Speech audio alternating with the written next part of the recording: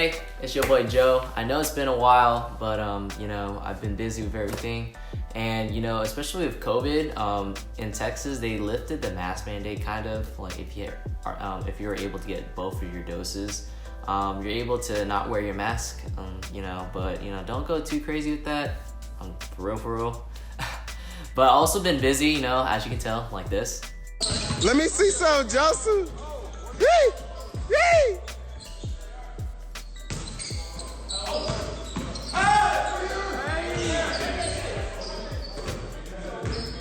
And this.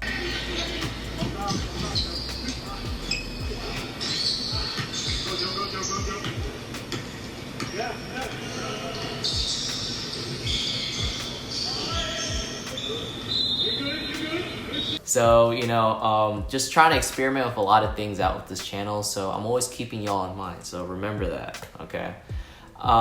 So especially now, I wanted to release this episode in the month of May because it's Asian Heritage Month. So I wanted to get this out for you guys because it's about Asian representation. And as a Vietnamese American, you know, this is who I am. I'm all about the Asian culture. And especially with AAPI and Stop Asian Hate going on. You know, I just want to say that this channel doesn't stand for any of that, right? You know, we're all about Asian representation and spreading and uplifting positivity through the love of the game, right?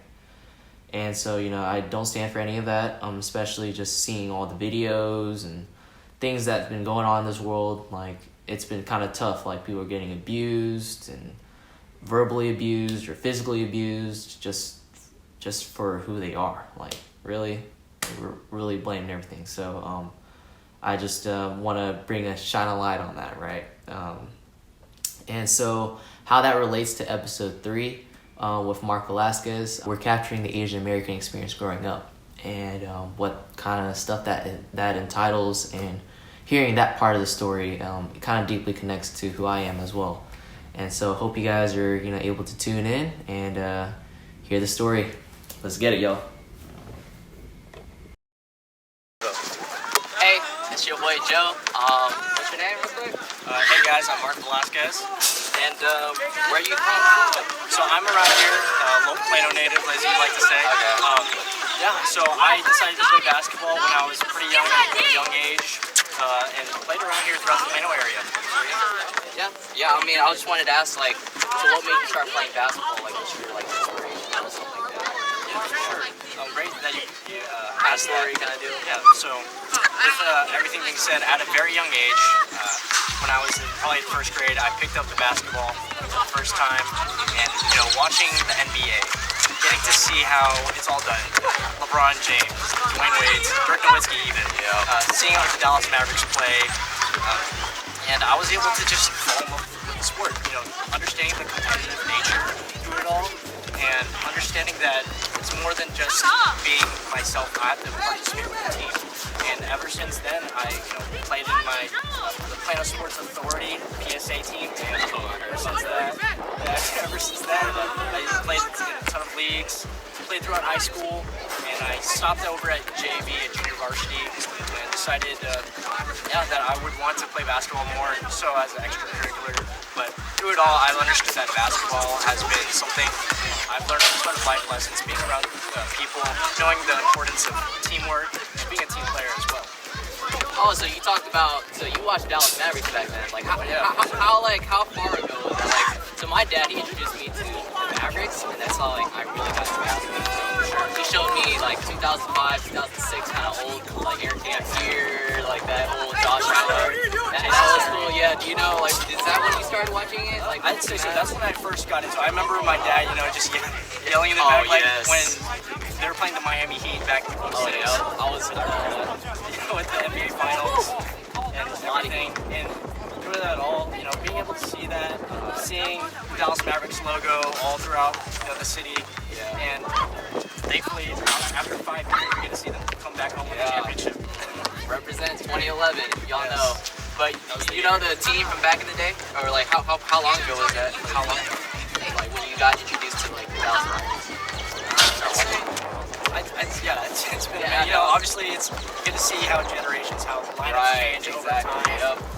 I'd say back with Dirk Nowitzki, Jerry Stackhouse. He knows exactly what I'm talking about. That's the old school I matchup. remember playing like in 2000, like NBA Live. Yeah. That lineup on GameCube, PlayStation. I played that, and you know, playing as the Dallas Mavericks, understanding. Right. Bro, the whole So retro being games. with Dirk Nowitzki, playing Jason Terry, and everything, and then seeing that from the video game setting to on the TV. Yeah. And everything. Yeah. Back So, then, way back. yeah. So, you said you played basketball like growing up, right? So, what was your biggest inspiration? Just basketball. Definitely, I'm very big on like, character leadership and demonstrating that for others, so people can pick that up. I'm very big on leading by example, and I see that demonstrated through a couple of like team captains throughout the NBA, and I see that in Nowitzki, seeing after they lost in 05, right? That's something they had to come back from. Are you still going to keep playing basketball? Are you still going to aim for that championship? So it happens gradually over time, knowing where you are and knowing that, okay, I have gaps in I want to. And that's kind of how I approach the game of basketball ever since I played. You know, for instance, like working on free throws. I would be so hard on myself that I couldn't make 2 out of 2. And so, just understanding where you are. And I'm very big on basketball. Especially since as well. So I'm glad to answer your question as well. It takes a lot of lessons from that. That's true. So you said you started playing when you were young. So since you played on your team in high school, so how was it playing as like an Asian American? I want to always hear that perspective. It's really interesting. You know, there's a lot of stories. You know, there's a whole Jalen thing. This little come up. It's a little different, especially playing basketball as an Asian American. Just in general, like I remember playing at the rec. There's like this different perspective because I was the only Asian out there growing up. Right. So for you're playing against high school teams. You know, there's a little story there. So you know for sure. Let's go. Ever since I was young, I grew up pretty tall for at a young age. I played 4 to 5 years. I was like, I got to learn how to get big. Just have that mentality of being in physical contact and everything. But shortly enough, I'm sure every Asian American experiences about not being able to grow as much. And that's okay. Walking throughout the halls of my high school, I was able to just walk with a chip on my shoulder. I gotta be the dog. Every day I wake up and I need to bruise. So from playing at a young age, the 3 to 4 to 5, I ended up playing the 1 and the 2. And so, with being the point guard, being the shooting guard, just being in the back in general, you got to lead the team, be the team player, show the attitude, right? And so I remember even making the team for junior varsity over my sophomore year of high school. I really had to prove myself. I did that in a way where I could project my voice, make sure I'm being heard all along the court, that the team was communicating with each other, and as long as the teams stick together, I'm very big on thinking about a team of basketball like 5 fingers on your hands, right? You got your 1, 2, 3, 4, 5. You don't function, you don't have one of them stop functioning properly, you don't have your team. So that's why if they all come together, they can make a fist, right? So you can do a lot of things. So having all those 5 together, being in function is very important. Yeah, because one of the things I want to ask is your perspective as an Asian American playing basketball in America. Basically, you kind of grew up around that. There's a little different vibes. I know you probably get a little different remarks on the court. So just address that a little bit. Yeah, I'll touch on that. So. Obviously, I was probably the only Asian American on the team. Yeah, I feel good. There you go. And as I mentioned, I was lucky to be a starting 5 on my high school team. And next thing I know, the season starts. All right, Mark, go ahead and guard the 6'4" guy or the 6'foot guy. And talking smack. Talking smack. It's like, hey man, this guy can't guard me and all that. So having to go through that, made me have an edge. Like, come on, like, he wants to get away with that and saying that to me? Like, Yeah. come on now. That's And me at the rec all the time. And all that, So, yeah. compensating for that, yeah. even playing the rec as well. Like, I provided through my game, even though I didn't have that height, it was more of heart over height. Yeah. And, That's what the channel is about right here. Just and yeah, I saw the gaps. I worked on my speed, being able to be an outside shooter. As you can tell from FSA intramurals, Oh, yeah. I'd more compensated with my shooting, everything like that. And that's what I was kind of known for ever since my whole high school basketball career. Okay. Okay, wow, yeah, no, that's dope to hear. And so, like, how has basketball impacted you? I know you kind of narrated a bit from, like, you know, life lessons and stuff like that, but, like, just in general, like, how has the game impacted you, you know, in your life?